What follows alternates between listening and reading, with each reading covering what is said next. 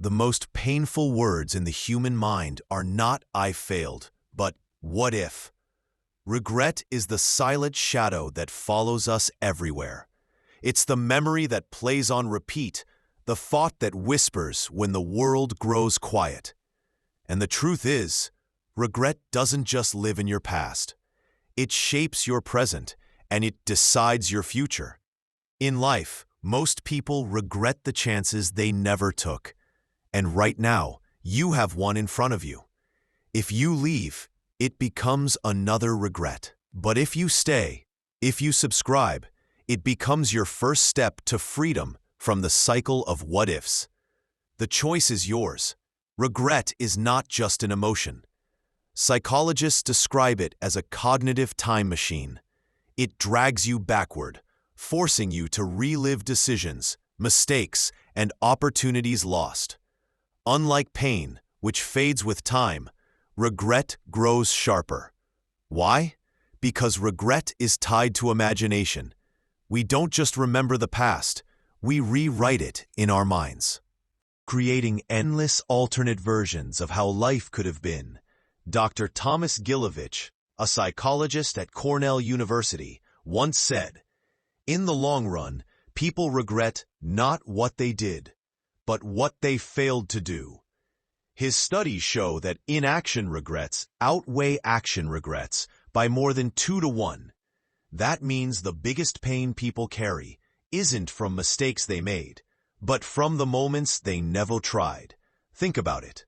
A failed relationship hurts, yes, but the deeper wound comes from the person you never confessed to, the words you never said, the risk you never took. Failure stings in the moment, but regret lingers forever. Regret doesn't just live in the mind. Neuroscientists at University College London discovered that regret activates the orbitofrontal cortex, the same region responsible for decision-making and emotional control. In other words, regret rewires the brain. Each time you replay a regret, you reinforce the pathways of self-blame and sorrow. You're not just remembering, you're strengthening the chains that hold you. Imagine your mind like a prison guard, replaying the same scene over and over. Each replay deepens the grooves, until eventually, regret becomes your default state. But here's the psychological paradox. Regret can also be fuel. Daniel Kahneman, Nobel Prize winner and father of behavioral economics, explained that regret exists to teach us. It's the mind's way of saying, next time, don't repeat the same mistake. Regret is a warning system, but only if you know how to listen to it. There are 2 types of regret. Action regret is when you regret something you did. You said the wrong thing, made a bad investment, hurt someone you loved. Action regrets are painful, but they fade faster. Why? Because the brain justifies them. You tell yourself, I was young, I didn't know better, I've learned from it. Inaction regret is the ghost that never leaves. It's the job you didn't take, the trip you never went on, the love you let slip away. These regrets linger because they are infinite. Your mind will always imagine 1,000 ways it could have turned out better. That's why, in the long run, inaction regrets dominate our lives. Picture an old man sitting in his chair at the end of his life.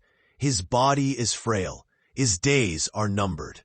When asked what he regrets, do you think he talks about the times he failed? No. He talks about the words left unsaid, the opportunities missed, the people he never reached out to. His tears are not for his failures, but for his silence. Psychologists call this the regret minimization framework, a way of making choices by imagining yourself at the end of your life. Ask yourself, when I am old, will I regret this decision more if I act or if I stay silent? Most of the time, the answer is clear. Silence breeds regret. But why do we hold on to regret so tightly? The answer lies in identity. Every regret is tied to a version of yourself you wish you could have been. When you regret not chasing your dreams, you're mourning the death of your potential self. When you regret not fighting for love, you're grieving the version of you that could have loved more deeply.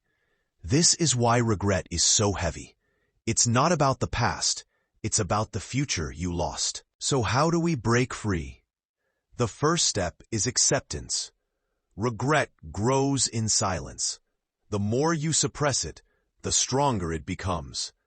But when you face it, when you speak it, write it, acknowledge it, the ghost loses power.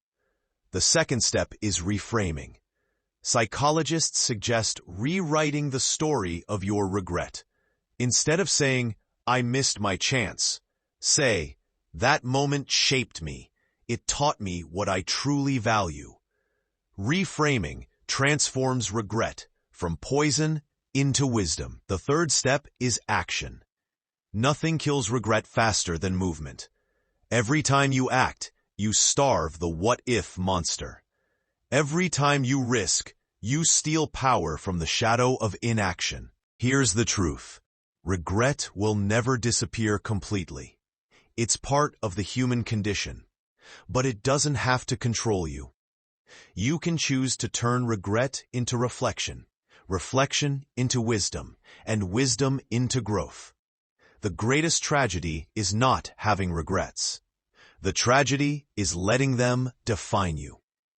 If you are listening to this right now, ask yourself, what is the one thing you're avoiding because of fear? What is the one step you keep postponing? Do it. Say it. Try it. Because the pain of failure is temporary. But the pain of regret lasts forever. Regret is a teacher, not a prison. Let it guide you, but never let it chain you. Your past is written, but your future is still blank. Don't let "what if" be the story you leave behind.